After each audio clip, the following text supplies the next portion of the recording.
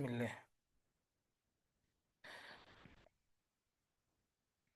اول حاجه هنتكلم عنها اللي هو القسم الاول طبعا، اللي هي اساسيات العمل في الكول سنتر او مراكز الاتصال. في القسم ده هنتناول اول محور اللي هو مقدمه في مراكز الاتصال. هنعرف من خلالها طبعا ايه هي مراكز الاتصال. مراكز الاتصال دي هي اقسام بتكون موجوده داخل الشركات يا جماعه او المؤسسات اللي احنا بنشتغل فيها، وبتتخصص في التواصل مع العملاء، سواء طبعا عن طريق التليفون او اي وسيله رقميه بقى، سواء الانترنت او طبعا السوشيال ميديا او اي طريقه ممكن بستخدمها عشان اقدر اتواصل بيها مع العميل. ودي بتعتبر الوظيفه الاساسيه ليها، هي استقبال المكالمات الوارده والصادره طبعا من المؤسسه. طبعا سواء ان انا بقدم دعم او بقدم معلومات او بحل شكاوي او مشاكل. تمام. مراكز الاتصال دي يا شباب بتعتبر حلقة وصل ما بين العميل وما بين الشركة أو المنظمة اللي أنا شغال فيها، وبتساعد طبعا في تقوية العلاقة ما بين الطرفين. يعني الكول سنتر أو خدمة العملاء طبعا لو قوية دون بينعكس بالإيجاب على المنظمة. لو طبعا مش قوية أو فيها أي قصور، فدون بيأثر في العلاقة ما بين العميل وما بين الشركة أو سمعة الشركة. المراكز دي ممكن تكون مراكز داخلية طبعا، يعني تابعة للشركة، يعني إدارة داخلية جوه هيكل التنظيمي بتاع الشركة. ممكن تكون مراكز خارجية، هي معمولة طبعا لإدارة الأمور دي والشركات أو المنظمات، عشان خاطر يعني تبقى تتعامل معاها، بتتعاقد معاها عشان خاطر تدير الموضوع دون. تمام. يعني الشركة طبعا بتتفق مع طرف ثالث بيدير المراكز دي. مراكز الاتصال طبعا بتستخدم في مجالات كتيرة، طبعا احنا عارفين زي البنوك وزي شركات الاتصالات، يعني كلنا بنتعامل مع الأمور دي يوميا، وطبعا الإنترنت والخدمات الحكومية عموما. ده بالنسبة لأول نقطة اللي هي تعريف مراكز الاتصال. تاني نقطة اللي هي الدور الرئيسي في تحسين خدمة العملاء. تمام. مراكز الاتصال دي يا جماعة ليها دور كبير جدا في تقديم خدمة عملاء ممتازة، لأنها بتستجيب بسرعة للاحتياجات بتاعة العميل. والمراكز دي بتساعد في حل المشاكل، وبتقدم الدعم الفني أو الإرشادي لمين؟ للعميل، وبيكون طبعا بسرعة وباستمرار.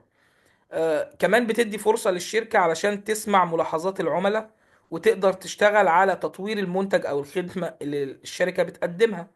وبتشتغل طبعا على التحسين زي ما احنا قلنا دون. والمركز بيساعد في بناء ثقة ما بين العميل وما بين الشركة، من خلال طبعا تحسين سمعة الشركة، وده بيخلي طبعا العملاء عملاء دائمين مع الشركة، سواء كانت الشركة بتقدم خدمة أو بتقدم منتج. فخدمة العملاء الجيدة طبعا بتبدأ غالبا من ايه؟ من مركز الاتصال او من الكول سنتر. يعني لو انا عندي كول سنتر مميز وفعال وقوي، فمعنى كده ان انا عندي خدمة عملاء كويسة، معنى كده ان انا عندي حلقة وصل بتربط ما بين العميل وما بين إدارة الشركة او الشركة بصورة فعالة. تالت نقطة يا جماعة اللي هي جمع وتحليل بيانات العملاء. مراكز الاتصال دي من خلال التفاعل المستمر ما بين العملاء وما بين الشركة، فهي بتقدر تجمع كمية كبيرة من البيانات اللي بتخص العملاء والملاحظات اللي هم بيقدموها. البيانات دي بعد كده طبعا بيستخدموها عشان خاطر يقدروا يحللوا سلوك العملاء والتوقع بعد كده للاحتياجات بتاعة العملاء دي في المستقبل. إدارة التسويق بتاخد البيانات دي والمعلومات دي، بتبدأ تعمل لها عملية تحليل ودراسة عشان خاطر يقدروا يحددوا العميل ده بالظبط عايز ايه، او لو في اي مشكلة مثلا في المنتج او الخدمة الموجودة دي، انا اقدر احسنها او اطورها او احل المشاكل اللي فيها دي ازاي، وانزلها بشكل جديد. أه لحد كده الدنيا واضحة ولا في مشكلة؟ لا، تمام. تمام. السلام تاني. عليكم. وعليكم السلام ورحمة الله وبركاته.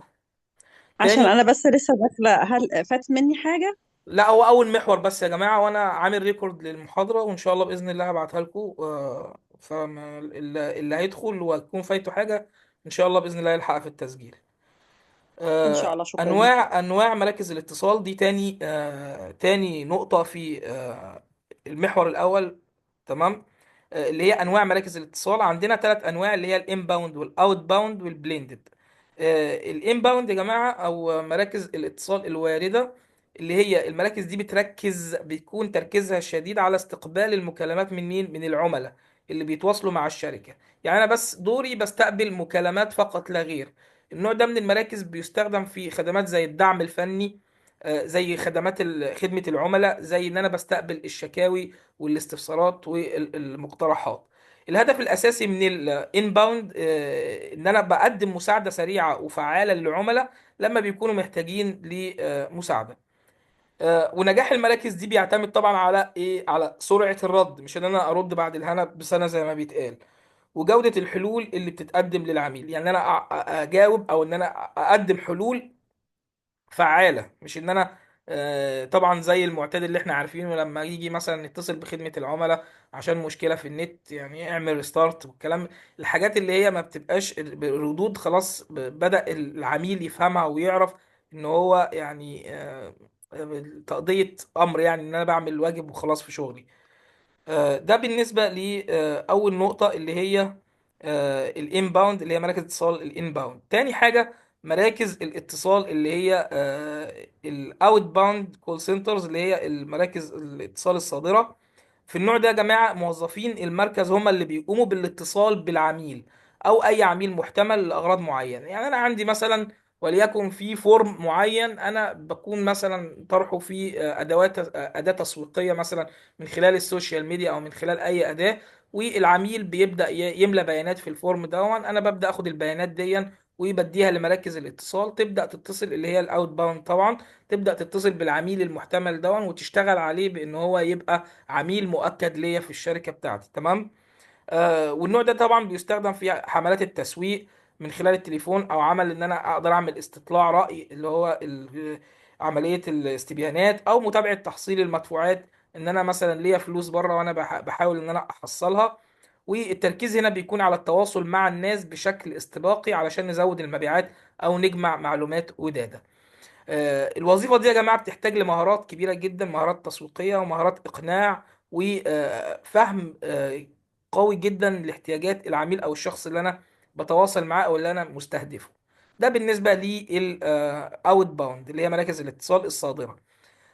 تالت حاجة مراكز الاتصال المختلطة اللي هي البليندد كول سنترز، اللي هي المراكز دي بقى بتجمع ما بين إن أنا بستقبل مكالمات وبتصل بعملاء في نفس الوقت، وده بيخليها طبعا اكتر كفاءة. الموظفين طبعا بيتدربوا تدريب قوي جدا عشان يقدروا يتعاملوا مع الحالتين حسب طبعا الضغوط وحجم المكالمات وأولوية الشغل. والمراكز دي بتوفر مرونة كبيرة في التشغيل وبتساعد في توازن عبء الشغل ما بين ايه الفرق العمل. والنوع ده طبعا مثالي للشركات اللي هي بتقدر او بتكون عايزة تقدم خدمة شاملة وكاملة وتحقق أهداف تسويقية في نفس ايه الوقت. ده بالنسبة لأنواع مراكز الاتصال. بعد كده بننتقل للنقطة اللي بعد كده اللي هي أهمية خدمة العملاء وتأثيرها على نجاح الشركات. ليه خدمة العملاء يا جماعة مهمة وبتأثر إزاي على إن الشركة تنجح؟ مهمة لأن هي بتعزز رضا العميل وبتبني ولاء أو بتبني زي ما بتقال كده علاقة طيبة ما بين العميل وما بين الشركة. خدمة العملاء الجيدة هي أساس لرضا عميل على طول. انا قدمت خدمه للعميل كويسه هيشيلها لي، تعتبر جميله، وانا خلاص بقيت عميل او زبون دايم يعني باللغه الدارجه. طبعا عن المنتجات او الخدمات اللي الشركه بتقدمها. فلما العميل بيحس ان هو مهم وليه وضعه في المكان وان مشاكله بتتحل بسرعه وبيكون الموضوع ده بيترجم مباشره ان هو يبقى عنده ولاء كبير جدا للشركه دي او للمنتج اللي بيقدمه الشركه دي. فالولاء ده بيترجم طبعا لشراء مستمر. ومش شراء مستمر بس يا جماعة، دون بيكون في توصية أو بمعنى أدق تسويق شفهي أو تسويق غير مباشر، من خلال إن أنا طبعا بقى إيه بقول بقى مثلا أصحابي يروحوا قرايبي والكلام ده كله. فأنا بضرب 50 عصفور بحجر واحد زي ما بيتقال. لو أنا عندي خدمة عملاء كويسة، عندي كول سنتر كويس، فده بيساهم مساهمة كبيرة جدا في إن أنا ببني براند أو ببني شركة ليها جذور قوية وليها سمعة طيبة.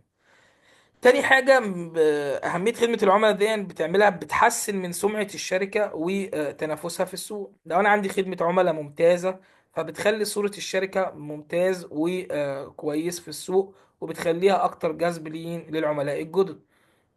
السمعة الكويسة دي بقت حاجة مهمة جدا في ظل الأحوال اللي احنا عايشين فيها دي، وفي ظل الانتهاكات للحاجات اللي بتحصل في سواء طبعا منتجات مثلا فيها غش تجاري أو منتجات يعني الحالات دي كتير جدا يعني. فإن أنا أوجد خدمة عملاء بتحل مشاكل وبتقنع عميل وبتبني ولاء ما بين العميل وما بين الشركة، فدون بيدي ميزة تنافسية كبيرة جدا للشركة دي. تمام.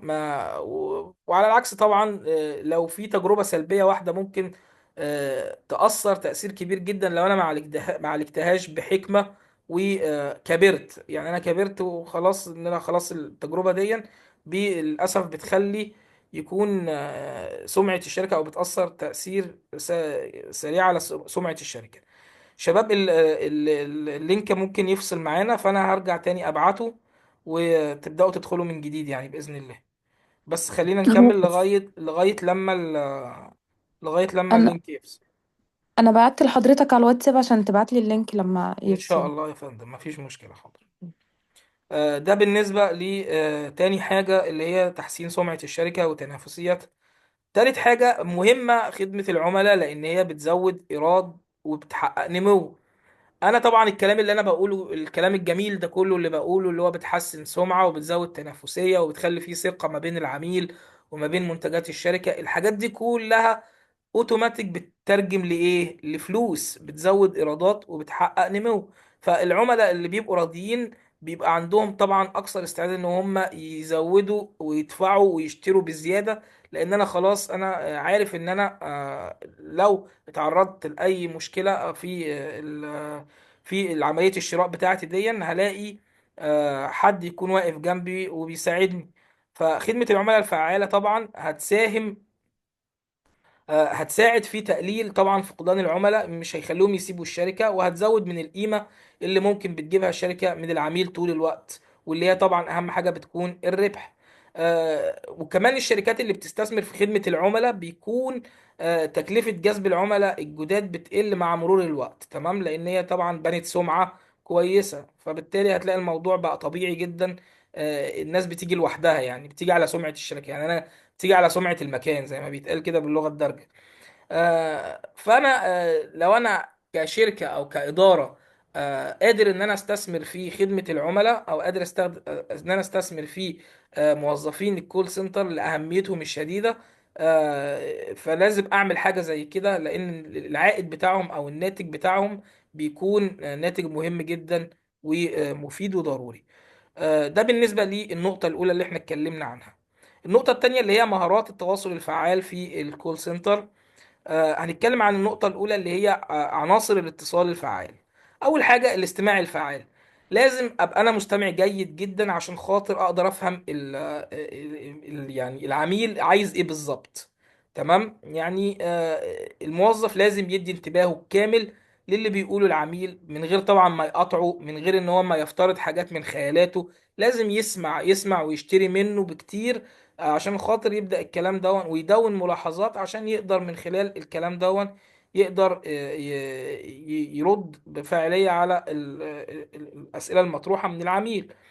ف وضروري جدا ان هو طبعا يستخدم اشارات لفظيه بتخلي بتوضح ان في تفاعل ما بينه وما بين العميل، زي مثلا نعم انا فاهم حضرتك، يعني مثلا يعني بتحسسه بان هو مهتم بالعميل بزياده. فالاستماع الفعال يا شباب بيبني الثقه وبيقلل من فرص حدوث ان يبقى في سوء تفاهم او تكرار للشكوى. وكمان بيسهل الوصول لحلول كويسه او دقيقه بترضي العميل وبتبين احترافية ايه الموظف، وبالتالي هو الموظف هيبقى واجهة. فطبيعي هتتبني الثقة وتتبني الولاء العميل للمؤسسة. تاني حاجة اللي هي نبرة الصوت يا شباب. النبرة دي بتكون مهمة جدا، لأن هي بتنقل مشاعر الموظف للعميل في المكالمة التليفونية، لأن طبعا الموظف مش متشاف في المكالمة. يعني صعوبة الموضوع إن هو الموظف مش متشاف، يعني الكلمة ممكن من خلال يعني سوء فهم، لو نبرة غلط أو نبرة بتبين مثلا فيها علو شوية، ممكن تدي انطباع للعميل إن هو الموظف بيزعق، فيكون رد فعل مختلف، فالامور تتطور. طبعا لان العميل مش شايف الموظف، فنبرة الصوت الودودة الواثقة بتخلي العميل بيحس بالراحة وبالاحترام. لكن طبعا نبرة الصوت الجافة او المتوترة ممكن تخلي العميل بيعتقد ان الموظف مش مهتم او زعلان من حاجة، او مش يعني ما عندوش اهتمام بالموقف او بالشخص نفسه. فمهم كمان ان احنا نضبط النبرة بتاعت الصوت على حسب الموقف. يعني يكون في حزم لو في ضرورة، وبيكون متفهمين الوضع لو في غضب من العميل. والنبرة الجيدة طبعا بتساعد على تهدئة العميل وبتحسن من تجربته في المكالمة أو الكول سنتر بتاعته. تالت حاجة يا شباب، اختيار الكلمات المناسبة. طبعا احنا في حياتنا العادية الناس بتوصي بعض ان هم يختاروا الكلمة الطيبة، والكلمة الطيبة صدقة، عشان الكلمة بيبقى ليها وقع وأثر كبير جدا في سواء بقى في قلب كل إنسان أو في عقله. فالكلمة ممكن تهد وممكن تبني. تمام. فانا لازم يبقى عندي تذوق في اختيار الكلمات اللي بيستخدمها موظف الكول سنتر بيكون ليها تأثير كبير جدا على صورة الشركة، وبتأثر في الانطباع بتاع العميل. فلازم يستخدم كلمات إيجابية وكلمات فيها احترافية، بتظهر التعاطف مع العميل وبتوضح الحلول بدل من التركيز على ايه، على المشاكل. مفروض طبعا بيتجنب العبارات السلبيه، اللي هي زي مثلا ايه، انا ما اقدرش مثلا ان انا اساعدك، مثلا ما اقدرش اعمل. يعني مثلا يقول حاجه دايما يكون يحاول ان هو بيساعده او بيطرح حلول، هدور على حل، همشي في الموضوع، اساعد حضرتك. حاجات ايجابيه تعزز التواصل اللي حاصل ما بينه وما بين العميل. فاختيار الكلمات الصح بيساعد في توصيل الرساله بوضوح، وبيقلل فرص اي تصعيد مع العميل ممكن يحصل. وده بيعزز طبعا من فعالية المكالمة، وبيظهر مهارة كبيرة جدا للموظف واللباقة بتاعته. ده بالنسبة للجزء أو المحور اللي هو الخاص بمهارات التواصل الفعال في الكول سنتر. هننتقل للمحور اللي بعد كده، اللي هي مهارات التحدث مع العملاء عبر الهاتف. المهارات دي بتبدأ ازاي يا جماعة؟ بتبدأ بان انا ابدأ المكالمة بصورة احترافية. فطبعا كل حاجة بيبقى ليها انطباع الاول ده بيبقى مؤثر جدا. فالانطباع الاول بيتكون من أول ثانية في المكالمة. عشان كده لازم الموظف يبدأ بتحية واضحة ولطيفة، يعني لازم يكون في تحية للعميل. مهم كمان إنه يقدم اسمه طبعا، ويعرف نفسه ويعرف الشركة، عشان العميل يحس إنه قدام شخص محترف وهيكون عنده ثقة في التعامل. يعني مثلا بافتراض إن هيقول مثلا مرحبا مثلا معك أحمد من شركة كذا، أقدر أساعد حضرتك إزاي. يعني باختيار الكلمات مهم جدا. فانا لازم اكون بادئ المكالمه بصوره احترافيه. ويفضل طبعا تكون نبره الصوت زي ما قلنا فيها ود، وتكون مفتوحه عشان خاطر العميل يحس بالارتياح في التواصل. البدايه الاحترافيه دي هتساعد كتير جدا ان المكالمه تبقى منظمه وناجحه. تاني حاجة يا شباب، بنستخدم لغة واضحة وبسيطة. الموظف لازم يتكلم بلغة بسيطة وسهلة عشان العميل يفهم من غير تعقيد أو مصطلحات معقدة. الوضوح طبعا في الشرح بيساعد على تقليل التوتر وسوء الفهم من العميل. فمهم جدا إنه ما يتكلمش بسرعة، أو يتكلم كلام مش مفهوم أو غامض. تمام. والصوت بتاعه مثلا ما يكونش واضح، يكون مثلا منخفض شوية. لأن طبعا في التليفون مفيش لغة جسد، دي حاجة. ومفيش يعني رؤية واضحة للموقف عشان خاطر أقدر أكون صورة. فالموضوع بيبقى أصعب. فالتواصل الجيد، التواصل الصوتي الجيد يعني طبعا بيحتاج شرح بسيط وسريع من غير ما يكون في تضييع للمعنى. فالهدف الأساسي من الموضوع ده كله إن العميل يفهم بسرعة وبيشعر بالثقة في الوصول لإيه، لحل المشكلة الخاصة بيه. تالت حاجة يا جماعة، بعد ما بخلص يعني بتكلم كلام واضح وببدأ مكالمتي بصورة احترافية، بنهي المكالمة بإيجابية ومهنية. أهم حاجة إيجابية، يعني إن أنا بنهي مكالمتي بان انا اترك انطباع اخير عند العميل، ان هو يكون في نهاية للمكالمة تكون ايجابية، ان انا هساعدك، هحل لك مشكلتك مثلا، او المشكلة ان شاء الله باذن الله هتكون في طريقها للحل. وهيكون في ود في انهاء المكالمة. ومن الافضل انك تسأل طبعا العميل اذا كان في حاجة تانية محتاج ان انت تساعده فيها. يعني هل ممكن اقدر اساعد حضرتك في حاجة تانية يا فندم قبل ما ننهي المكالمة؟ وبعدين تنهي المكالمة بكلمة شكر طبعا، وتمنيات بقضاء يوم طيب. يعني الكلام ده كله مهم وضروري جدا. وده بيقلل طبعا من احتمال ان هو يتصل تاني عشان نفس المشكلة. آه، ده بالنسبة لإنهاء المكالمة. بعد كده يا شباب، النقطة اللي بعد كده اللي هي التعامل مع اللهجات المختلفة والعملاء من ثقافات متعددة. بتعامل مع لهجات مختلفة طبعا. موظف الكول سنتر ده بيتصل بيه أشكال وألوان من جميع المحافظات، من جميع الجهات. فطبعا بيلاقي فيه لهجات مختلفة، بيلاقي ناس عندها ثقافات مختلفة. فبيتعامل مع الموضوع ده إزاي؟ أول حاجة